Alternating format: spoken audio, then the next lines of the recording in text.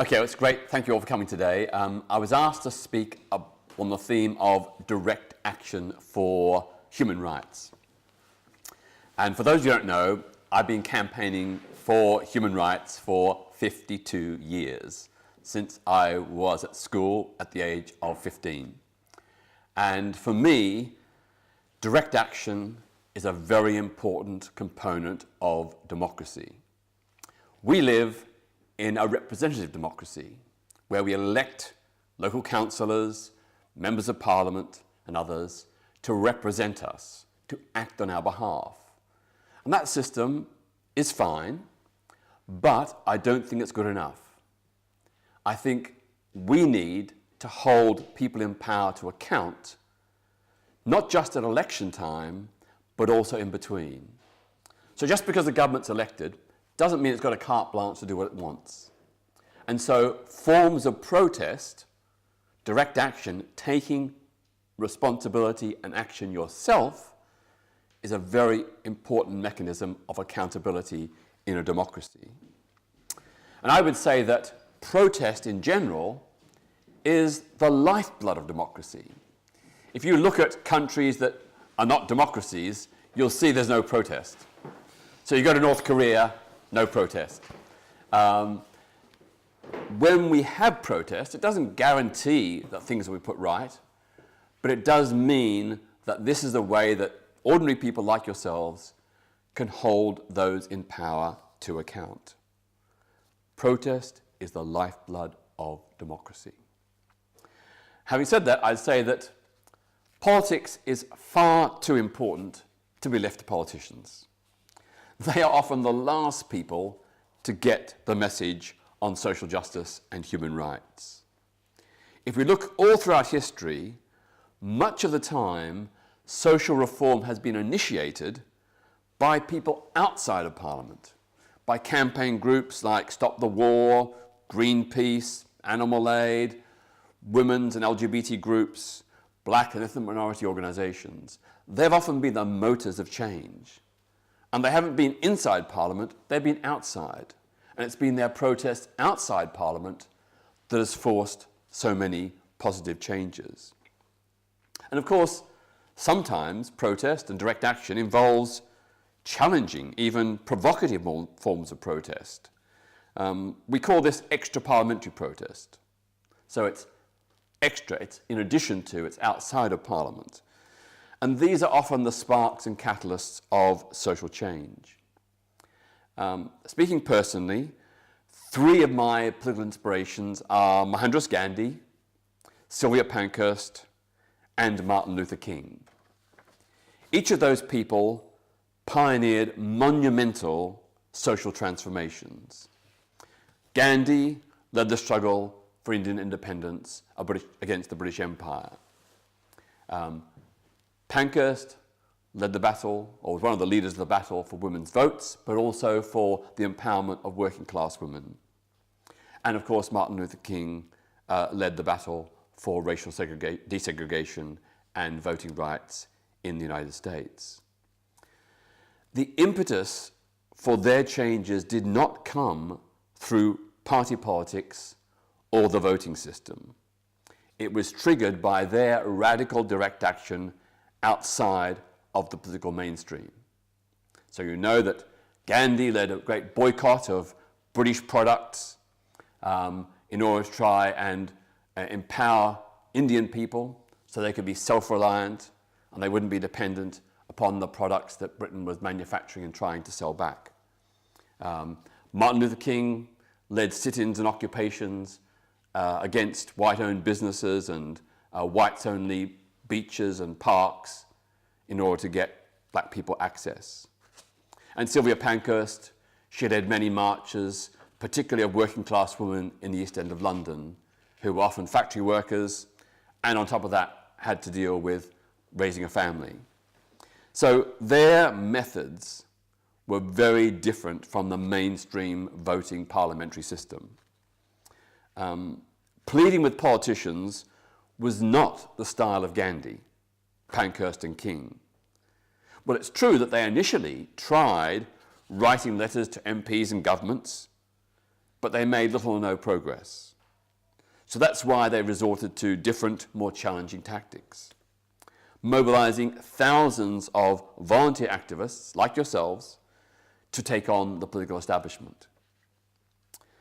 Their direct action methods included huge mass demonstrations, work stoppages and strikes, sit-ins, rent and tax refusals, boycotts and pickets, and even non-violent civil disobedience to defy unjust laws.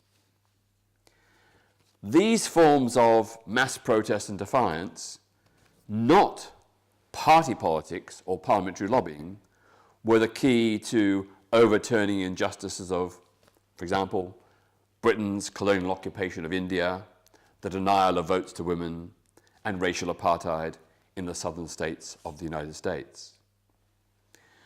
2 decades ago, or a bit more, in Britain, direct action secured one of the biggest political climb downs of the last century.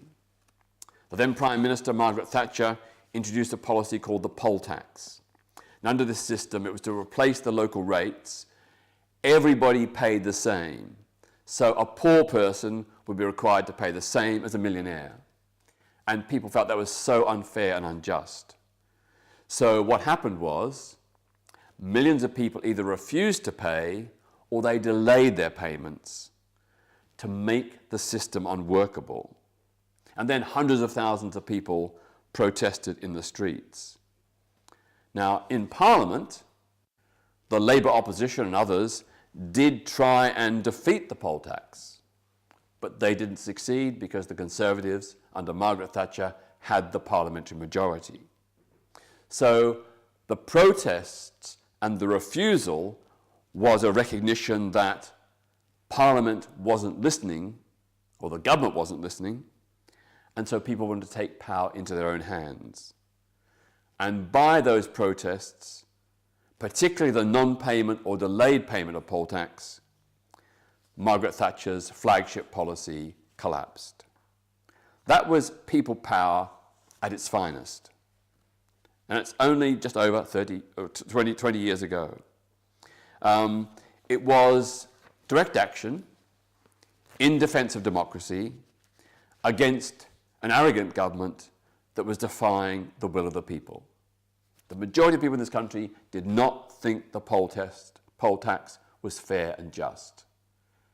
So they took action, and eventually the government climbed down. If we think about it, on a whole range of issues, leaving politics in the hands of politicians has often left our country in a mess. You know, for years we were served up by the farming industry pesticide-contaminated food.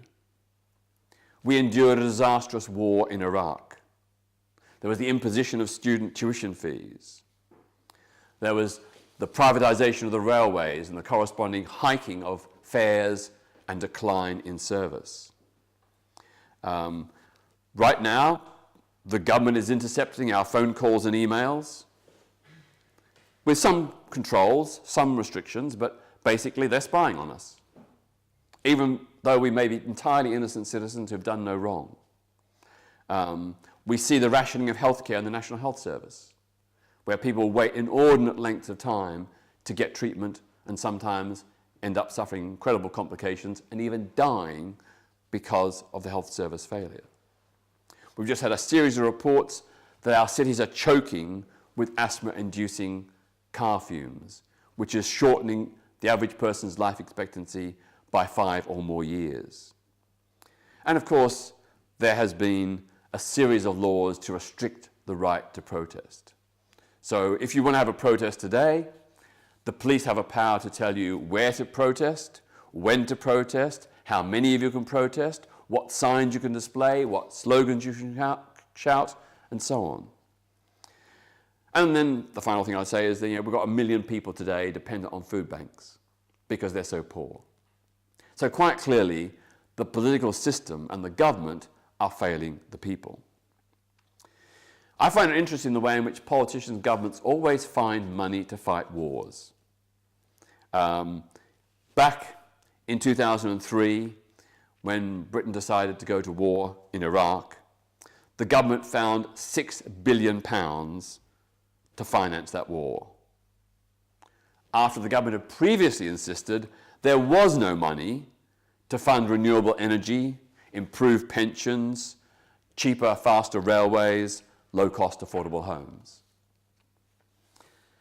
So with all these failed policies, I don't wonder that so many people, particularly young people, are disillusioned with the traditional political system.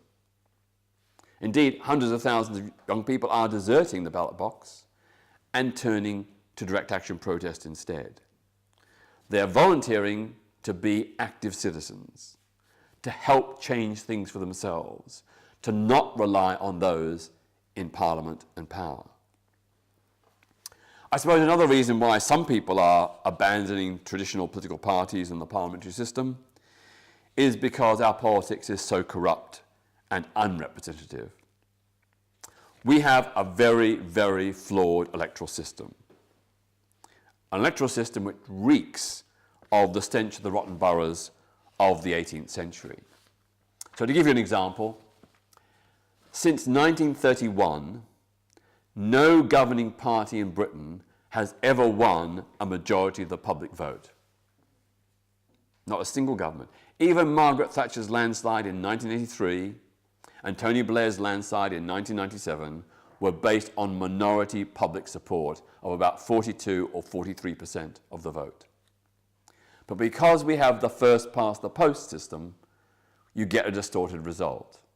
So for example, at the 2005 election, which is a classic example, a mere 21% of eligible voters voted Labour.